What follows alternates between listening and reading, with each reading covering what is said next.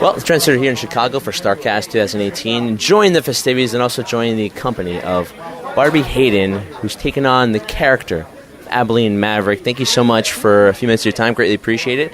First of all, how are you enjoying the festivities here, the convention, the atmosphere around here in Chicago? Oh man, so first off, I was bound and determined to be here because I feel like this is like history in the making. Literally. I mean, to me, since I've been wrestling, I feel like this is one of the biggest events that I've ever done. And I'm just doing the convention part of it. I'm not even in the all-in aspect of it. But just to be in this surrounding, to be in this vibe, like everybody is super chill. I feel like everybody's here, which is like that like common mindset of knowing that this is a big deal. You know what I mean? So like it's good because it's not like, okay, like you go to, like WrestleCon or WrestleCade or whatever, like people have been to those before. But this is its own thing. So I feel like this is like a good pace setter for like, where indie wrestling like can go and all these brands coming together. So like I think that's what's cool, is it's not based around, like a big name, whatever. It's based around an event that's put on by indie wrestlers. So like, yeah, it's so cool. I love it. I mean, piggybacking off of that, what you just said, and it's really true, it's like, would you say right now is probably one of the best times to be a performer in the business or somebody up and coming, because now with something like this, it's kind of like a staple in terms of there's so many more options for you guys to perform and to get your name out there? Yeah, I was just having this conversation with somebody who's not in wrestling. I was kind of explaining to them because they were like, oh, like, if you're not signed to WWE, then, like, you must not be, because they don't know anything about wrestling, right? Exactly. And I was like, no. I was like, this is what's great about this is these companies are competing against WWE. Like they're selling just as many seats and in like record time. So like that's the best part, is that like this is proving that it doesn't have to just be one pool or whatever. Like it's not one basket anymore. Like it's dispersed between so many companies, so many wrestlers. Like at this point, if you're not making a name for yourself, if you're not able to be successful, like it's you. You're the problem. There is so much opportunity out here. So, like, if you don't have something at this point, like, I just don't even know. I always use the analogy, too, like, back then it was all about WWE, and like you said, somebody who's not aware of wrestling would say, oh, if you're not part of WWE, then what are you doing? But again, it's kind of like Baskin Robbins now. It feels like now you have so many other flavors to choose from that now fans have a choice. We have a choice of what we want to look at, and especially in terms of performers like yourself, you have choice now of where you want to go. You don't have to go to a certain location if you don't want to. You can kind of pick and choose your schedule. Right, and that was something I've been kind of touching on too, because, like, for instance, I work with Women of Wrestling, the WoW Superheroes, but I can have a contract with them and also have a contract with Impact and also have a contract with Lucha Underground and also have a contract with, like, New Japan or AAA. And that's what's so freaking cool. Like, it's not just U.S., it's not just Canada, it's not just Mexico. It's like, you got Japan, you've got the whole world, and then you have companies within the U.S., and you can have, like, multiple contracts or multiple characters or storylines, and they all, like, integrate, and it's just...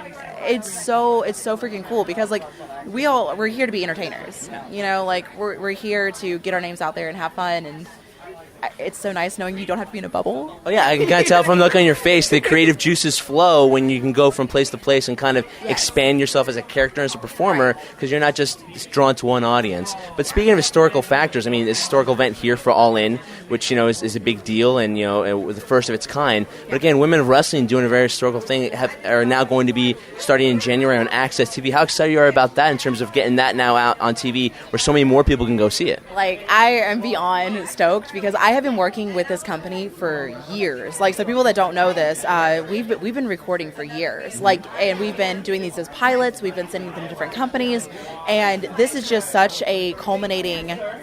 I feel like it's just like it's all just like built up to this. It's snowballed into like this moment. And it's really the forefront, I think, of like this whole like women's, revolution thing, because really with like Glow being the base of WoW, they've been doing this since the 80s. So this isn't a new thing for us, but I do feel like with WoW Superheroes, we are actually shattering a glass ceiling that no one else has done yet.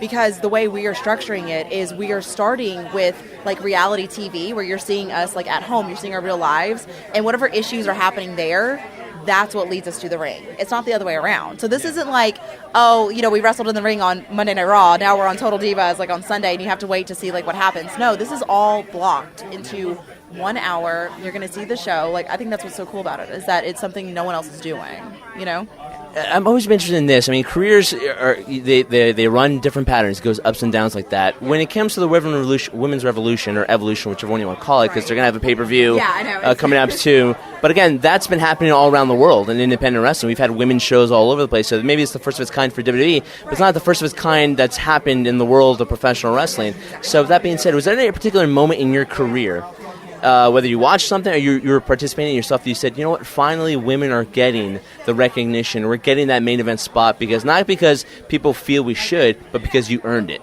It's like giving me goosebumps. Like, I know y'all, like, I don't know if y'all can see this. Not the air conditioning in here. It's kind of cold. It's not. Well, I mean, the thing is like, okay, so I'm 27 now at the time of this interview. I'm about to be 28 in a few weeks, and I have been doing this since I was 18. It's changed so much. I mean, like, oh God, like it's behind the scenes with fans, with like the crowds, you know, like with the matches themselves. I don't think that there was necessarily like that, like, you know, this is it. Like, this is the moment. It's just been, could have been a progression. Steady. Yeah, it's been steady because a big difference I have noticed is that now when I tell my family about like shows I'm on, I have to like struggle to think of shows where I'm actually on a show with men.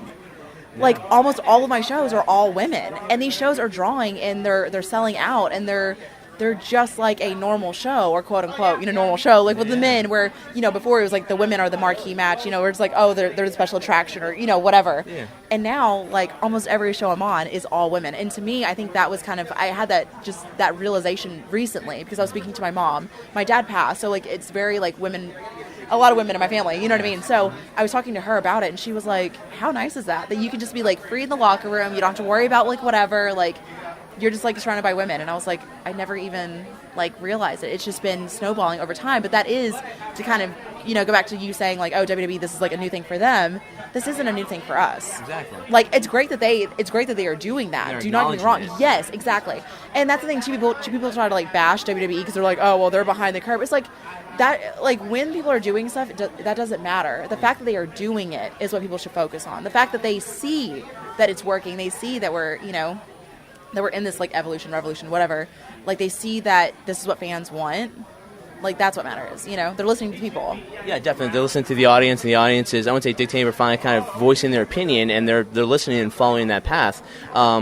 You know, speaking of that, in terms of women's wrestling, I wanted to get your take on something I think that needs to be tested in the waters too. It depends on how you package it. Intergender wrestling, I think, has become so much more enjoyable too. And I've asked a lot of female performers, and they love working with the men. Yeah. It's a great different dynamic. I don't know how you do that in terms of WWE style, because it's, you know, but I think that's the next step. I think in terms of not only are women equal to men, but they can compete with men at the same time. Yeah, I mean, I feel like they are trickling into that a hair. I do know that they still have to kind of tiptoe on the fact that people who are not wrestling fans tuning in are going to be like, why are these men and women fighting? But then you have to realize, like, okay, this is the way I look at it, because I was not a wrestling fan growing up. I was not allowed to watch wrestling. So I have like that, I have the like real life mentality, or whatever you know, like whatever you want to call it. And I think of movies, I think of action heroes and things like that. So what's so different that like a woman can fight a man in like a superhero scene that they can't do it in the ring? Like, why? Wonder Woman's beating up men, and yet it's not realistic. It's a movie. Yeah, because like either way, like we are at the end of the day, we are actors. We are, you know, we're entertaining. You know, like yes, ours is more physical, and we're getting beat up. But at the end of the day, like you have like this, you know, persona to play, and it's like, what's the difference between like this movie actor, you know, beating up men and it being believable, but then like all of a sudden magically we can't, and we're the real athletes? Yeah. That doesn't make sense to me. So I do think it's all about perception. Do I think it needs to be like an entire show? Not necessarily. I mean, but if that's a fan base that you want to be sold to, then okay, that's cool, whatever. But I do think that it's kind of now like the women's wrestling of wrestling. You know what I mean? Exactly. Like you got to kind of test the water, see how people feel about it, and then package it correctly, because we don't want it to be like icky. Perception is a very important thing. And one final one for me too. The events here, All In. This event was sold out under 30 minutes before there was even a match set. That's how impressive it was. I know. When you look at this card right now, what's one particular one you're looking at saying, as a fan, I got to sit down and watch this? Okay, so for me personally, because I'm a former NWA women's champion, I'm actually the youngest women's champion in history and top 10 longest reigns. So I'm not trying to like be like, oh, bye. She hasn't reached her prime yet. I mean, listen. But so to me, like oddly, of course, that's like kind of the marquee match that really like sold. I think a lot of people on this, but for me, it would be the NWA. That. Cody and Nick. Yeah, I feel like that one's the one to watch, and I think because there is such lineage behind it. And it was a little bit of a dead brand for a while. Like, really, to my knowledge, like, I was, a champion a few years ago, and, like, for the past, like, year and a half, I would say, or 2 years, no one heard about it. And now, all of a sudden, they're, like, headlining one of the biggest events in wrestling history. So, to me, I just think that's so cool, and I think it's so cool for Cody, too, because, like, the lineage of his dad, of course, and then you have someone like Nick Aldis, who is like a world-renowned champion in his own right. Like, he really brought up this brand. Like, he really did. So I'm really excited about that. And then I'm very excited about the women's 4-way match, because at first I thought it was just going to be all men doing, this show. And then whenever I found out it was going to be like women on the show, I was just like, I was beyond myself, because I'm really good friends with Chelsea Green. I'm very good friends with Tessa Blanchard. And then also Jordan Grace is one of my best friends. I've known her since she was 14. We actually trained together in Texas. So, I literally couldn't sleep last night because I was so excited for her. Like, I literally kept waking up, and I was like, I even got like teary-eyed because I took her like to the Starrcenter earlier, and I was just like, it's like you're in there with her, basically. My baby. Exactly. And we're excited for it as well. We're excited for the events of All In. We have to thank Dave Lagana for the 10 pounds of gold the series has made. The NWA brought back. It's a great documentary, guys. Go check it out. Guys, one more can you say? Barbi Hayden also taking on the character of Abilene Maverick, so looking forward to seeing what your future holds. It's very bright. It hasn't even reached her prime, folks. Can't wait to see what the future holds for her. Here at Starrcast 2018 for the Trendsetter. I bid you guys adieu.